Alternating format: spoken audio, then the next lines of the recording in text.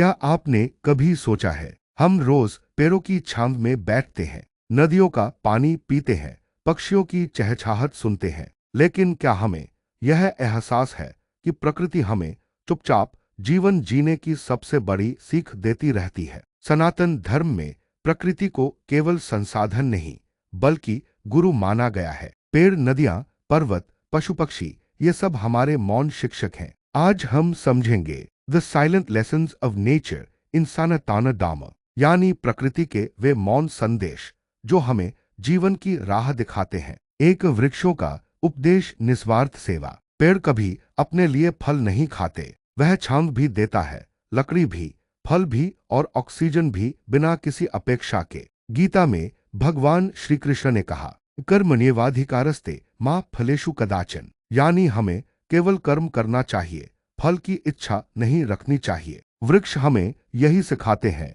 निस्वार्थ सेवा ही धर्म है। दो नदियों का उपदेश, निरंतरता और विनम्रता। गंगा, यमुना, सरस्वती जैसी नदियां कभी रुकती नहीं, वह चट्टानों से टकराकर भी आगे बढ़ती हैं, लेकिन उनका प्रवाह हमेशा विनम्र रहता है, वे नीचे की ओर बहती हैं। इससे हमें दो बातें सीखने को मिलती हैं। जीवन में चाहे कितनी भी बाधाएं आए, चलते रहना ही धर्म है, और जितना महान बनो उतना ही विनम्र बनो।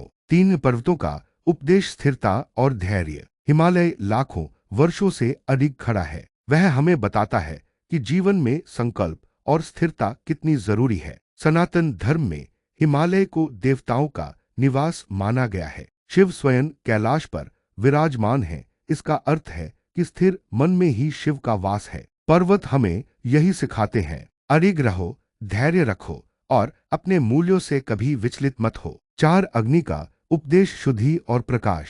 यज्ञ की अग्नि केवल आहुति लेती ही नहीं बल्कि चारों ओर सुगंध और प्रकाश फैलाती है। अग्नि हमें सिखाती है कि जीवन का उद्देश्य केवल लेना नहीं बल्कि दूसरों के जीवन को प्रकाशित करना है। और यही कारण है कि सनातन धर्म में विवाह से लेकर अंतिम संस्कार तक हर संस्कार में अग्नि को साक्षी बनाया जाता है। पांच वायु का उपदेश, निष्पक्षता और सबके लिए समानता। हवा सबको समान रूप से मिलती है, अमीर हो या गरीब, राजा हो या साधारण व्यक्ति। वायु हमें सिखाती है, सच्चा धर्म वही है जो सबके लिए समान हो। हवा की तरह हमें भी सबके साथ न्याय और समानता का व्यवहार करना चाहिए। छह पशु पक्षियों का उपदेश, सामंजस्य और सहयोग। सनातन धर्म में हर प्राणी की पूजा होती है। गाय को माता कहा गया, वानर और गिलहरी राम सेतु के निर्माण में सहयोगी बने। गरुड़ भगवान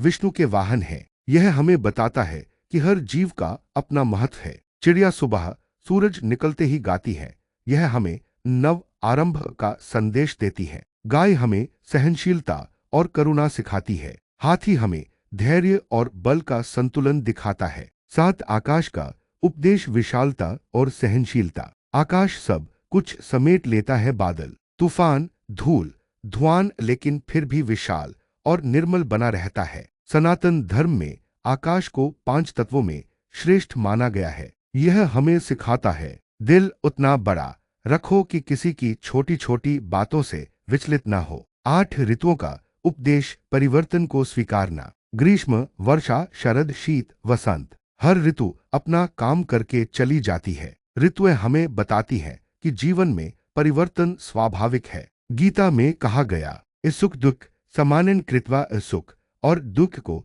समान भाव से स्वीकारो। ऋतुओं की तरह ही हमें भी जीवन में बदलाव को सहजता से अपनाना चाहिए। नौ मौन का उपदेश, प्रकृति की सबसे गहरी शिक्षा। प्रकृति शोर नहीं करती, सूरज चुपचाप उगता है, फूल चुपचाप खिलते हैं, पेड़ चुपचाप बढ़ते हैं, यानी सबसे गहरी शिक्षा हमेशा सनातन मौन में ऋषि मुनियों ने भी ध्यान और मौन को सबसे बड़ी साधना माना। मौन हमें आत्मा से जोड़ता है और सच्चे धर्म का अनुभव कराता है। 10 निष्कर्ष, प्रकृति ही धर्म की जीवंत व्याख्या। तो मित्रों, सनातन धर्म कहता है प्रकृति ही परम गुरु है। अगर हम प्रकृति से सीख लें तो जीवन में हर कदम पर धर्म हमारा मार्गदर्शन करेगा। अगली बार जब आप किसी पेड़ के नीचे बैठे, नदी के किनारे टहले या पक्षियों की आवाज सुने, जरा ठहरकर सोचिए, प्रकृति आपको क्या सिखा रही है। याद रखिए,